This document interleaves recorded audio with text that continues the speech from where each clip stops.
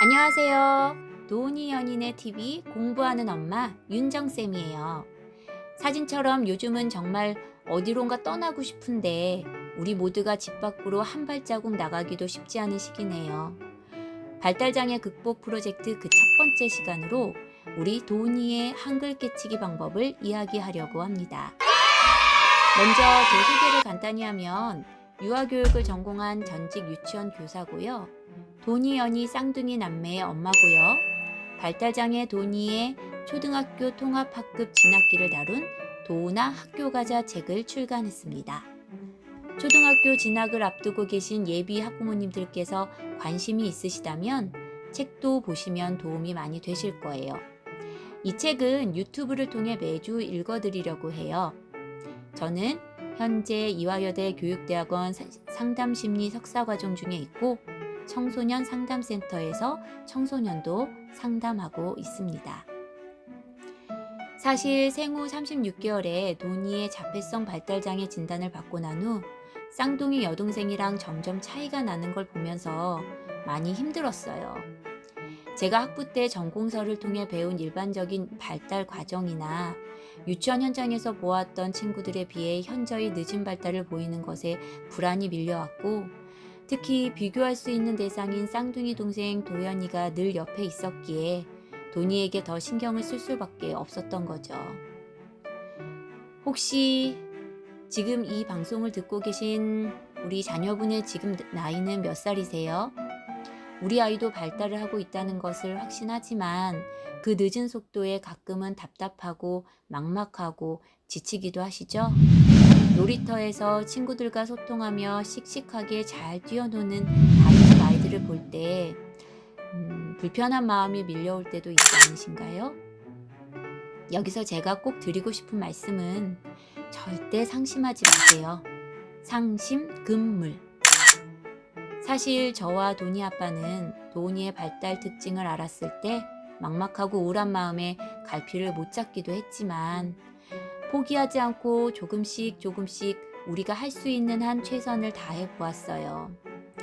그땐 그거라도 하지 않으면 더 힘이 들어서 그렇게 했었던 거였는데 되돌아 생각해 보니 조금은 느리지만 이 느린 아이가 우리에게 주는 행복감은 정말 말로 표현하지 못하게 행복했습니다. 지나간 버스 따라잡는다고 택시 타실 필요 없어요. 다음 버스 기다렸다 타시면 돼요. 조급하면 안 되고 뭐든 꾸준하게 진행하시면 누적된 학습 효과가 터지는 날이 옵니다. 저희 아들은 이제 10살이 되었어요. 지금은 말도 제법 잘하고 언어 소통이 거의 다 되고 있어요. 요즘 부쩍 언어 활동이 늘어나서 짧은 문장끼리 이어 긴 문장으로 표현하고 말과 문장 중 조사, 부사, 형용사 등 수식어를 넣으면서 점점 유창하게 말로 표현하는 모습으로 매일매일 전성기를 갱신하고 있어요. 학교 다니면서 비장의 아이들과 자연스럽게 어울리며 간접적으로 들었던 경험과 아이의 발달 상황에 맞게 치료 계획을 세워 진행한 언어 수업들이 콜라보를 형성해 확실히 도움이 되었다고 생각합니다. 10살이나 되었으니 되는 거 아니냐고 반문하실 수 있으시겠지만 도니 36개월 땐 엄마 아빠도 제대로 호칭하지 못했어요.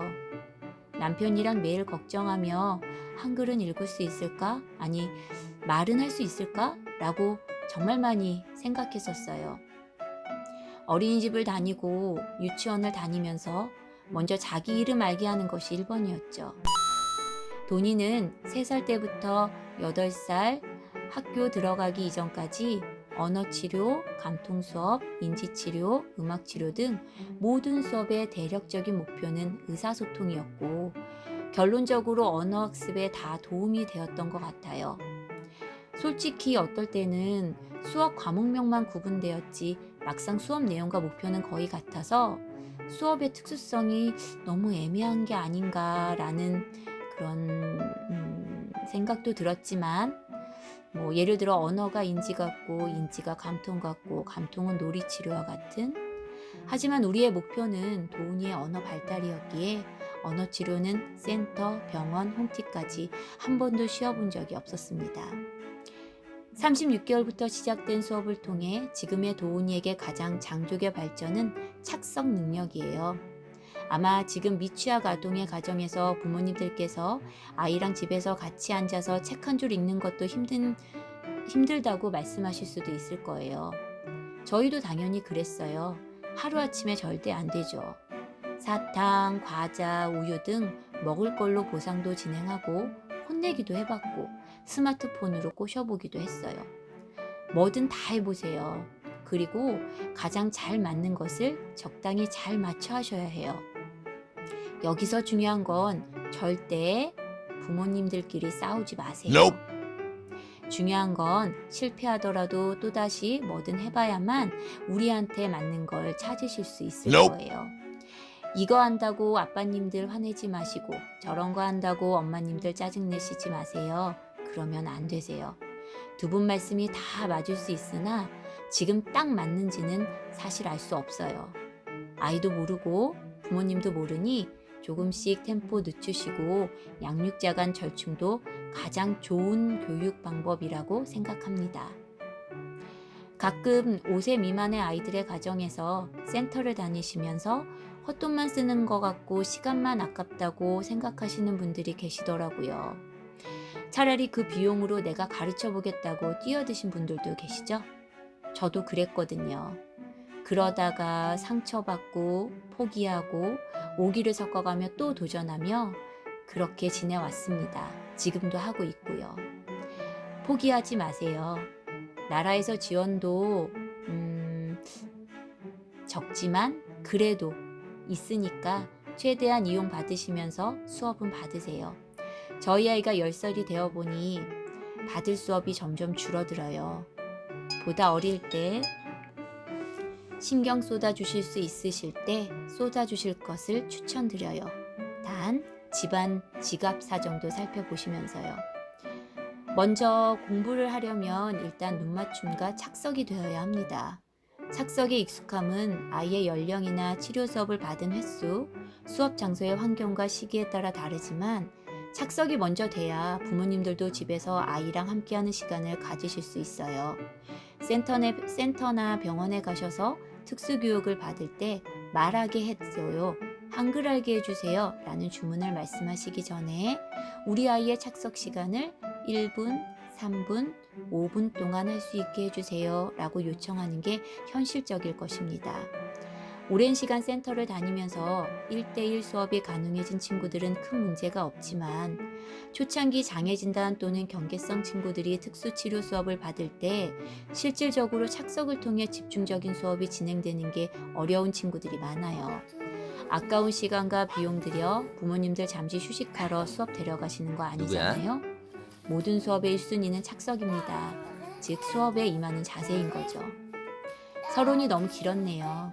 제가 오늘 소개하고자 하는 건 도훈이가 결정적으로 한글을 익히고 깨치는데 가장 필요했던 수업 과정을 소개해드리고자 해서예요.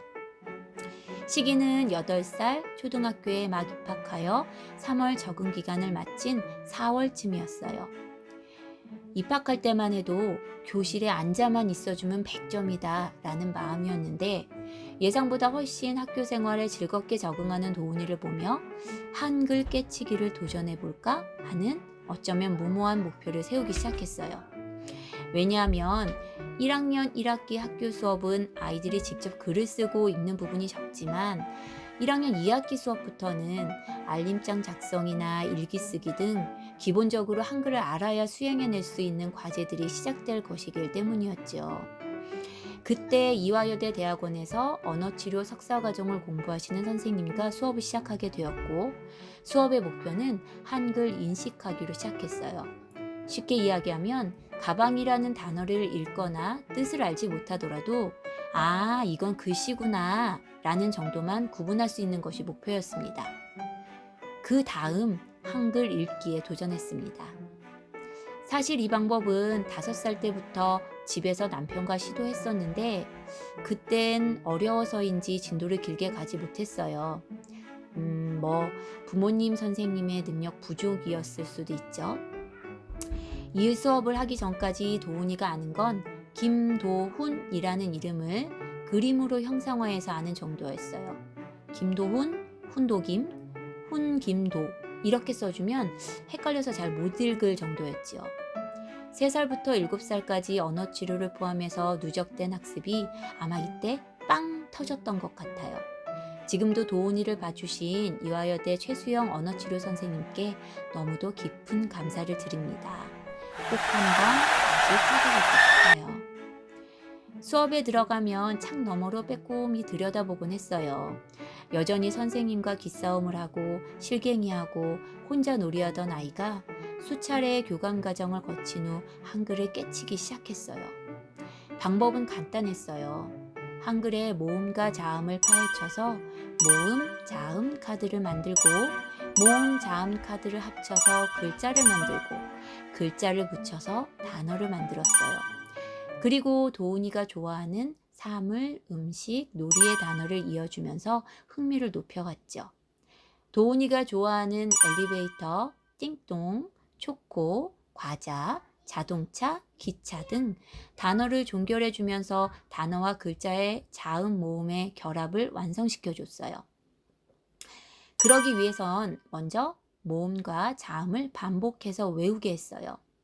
자폐 성향을 갖고 있는 친구들이 조금씩 갖고 있을 수 있다는 서번트가 있으면 정말 좋았겠지만 우리 아들은 언어적 학습에 있어 서번트는 그닥 찾지 못했어요.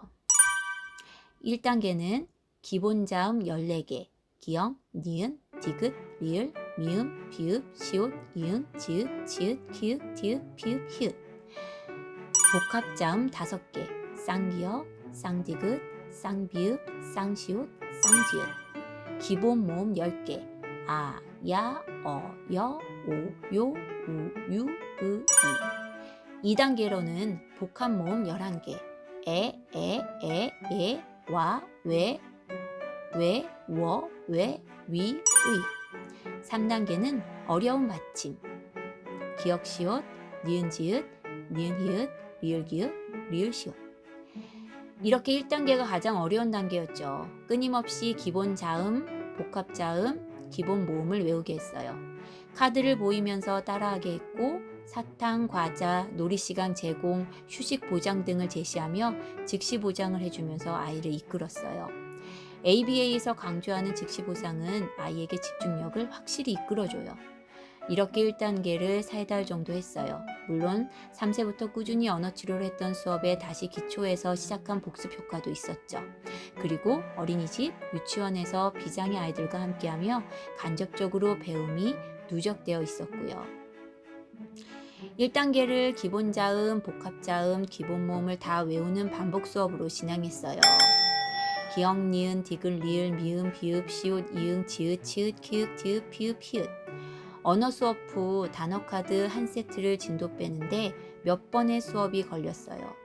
하다 말고 들어눕기는 기본이고 오줌 마렵다고 화장실 간다고 내빼는 행동 등 수업을 통해 터득한 자기 반에 뺑기 부리는 행동이 있었죠. 그래도 인내심을 가지고 자음, 다음, 모음을 가르쳤어요. 아야, 어여, 오요, 오유, 으이. 1단계를 기본 자음, 복합 자음, 기본 모음을 다 외우게 한 후 완성시켜 나갔고요. 1단계에서 할 수 있는 받침 없는 글씨를 읽게 하는 연습을 해주었고 간단한 단어를 만들어 주었어요. 본인이 글씨를 모르고 쓰던 단어를 완성시켜 주었을 때 아이는 확실히 학습하는 걸 확신했어요. 도니가 좋아하는 단어로 아이는 확실히 학습하는 걸 확신했어요. 도니가 좋아하는 단어로 과자 종류를 의미하는 단어를 빨리 이해했고 쉬운 단어 조합을 만들어줬어요. 나무, 나비, 피아노, 바나나 등 자음 모음 카드로 조합할 수 있게 그림도 같이 보여줄 수 있는 단어들을 만들어 주었어요. 1단계가 도니에게 익숙해졌을 때 2단계도 같은 방식으로 소리와 글자 모양을 외우고 좋아하는 사과, 과자, 자동차, 사탕 등 좋아하는 단어 중 복합 모음과 받침이 들어간 단어를 보여주면서 흥미를 이끌었어요. 퍼즐처럼 맞춰하는 놀이에 제법 흥미를 이어갔고 이렇게 수업을 6개월 이끌어갔을 때는 글씨를 제법 읽었고 쓰기 연습도 진행하였습니다. 우리나라 사람이 처음 영어를 배울 때 알파벳을 하나하나 그림으로 외워서 조합하듯이 도니에게는 한글의 모음 자음을 분리시켜 외운 후 퍼즐화하여 붙이는 작업이 잘 습득되었답니다. 10살이 된 지금 여전히 받침 있는 글자와 왜 등의 발음만 듣고는 당연히 헷갈려하는 글씨들이 있지만 토막학급에서 1학년 2학기에 적응하는 과정에 있어 한글 깨치기는 신의 한 수였습니다. 도훈이가 글자를 한자 한자 읽을 때마다 마치 마법이 일어나는 듯한 기쁨을 느꼈답니다. 특수교사가 없는 환경에서 수업을 다 따라갈 순 없지만 1학년 학급의 산만함은 모든 아이들이 손이 가야 하는 상황, 안 봐도 비디오죠. 자폐성 발달장애 도니의 한글 깨치기는 1학년 입학 후 봄부터 여름 동안 이렇게 완성되었습니다. 다시 말씀드리지만 이 방법을 5살 때도 했고 6살 때도 했어요. 결국 8살에 완성했어요. 사실 언어를 가르치는 방법은 크게 단어에서 시작하여 세부적인 자음 모음을 익히는 방법과 자음과 모음을 외우고 조합하여 단어를 만드는 과정으로 나뉜답니다. 전자와 후자 중 어떤 방법이 더 우월한 방법이라고 말할 수는 없고요. 보통의 교육기관에서는 두 가지 방법을 상황에 따라 병행하여 활용한답니다. 즉 장애 아동뿐만 아니라 비장애 아동들에게도 적용되는 일반적인 방법인 거지요. 그런데 우리 도니는 자음과 모음을 익히고 단어를 만드는 방식이 더 이해하기 쉬웠던 것 같아요. 최수영 선생님의 교육 방법 선택이 딱 들어맞은 행운의 케이스였지요. 손이 많이 가는 방법이긴 하나 모음 자음에 대한 이해도만 가르치면 집에서도 얼마든지 엄마 아빠가 함께 할 수 있습니다. 이때 중요한 건 아이의 착석 학습, 모음 자음 카드, 더 중요한 건 부모님의 분노 참기, 화 누르기, 그리고 즉시 보상할 수 있는 칭찬 방법 등을 준비하고 시작하시는 거예요. 아이들의 집중력과 끈기는 부모님을 절대 기다려주지 않아요. 지금까지 도니의 한글 깨치기였습니다. 끝!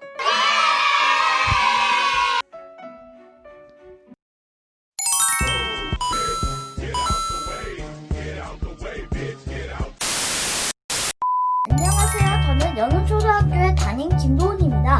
영상이 마음에 드신다면 구독과 좋아요, 구독과 좋아요, 구독과 좋아요, 구독과 좋아요 꾹꾹 눌러주세요. 구독과 좋아요는 사랑입니다. 사랑입니다. 사랑입니다.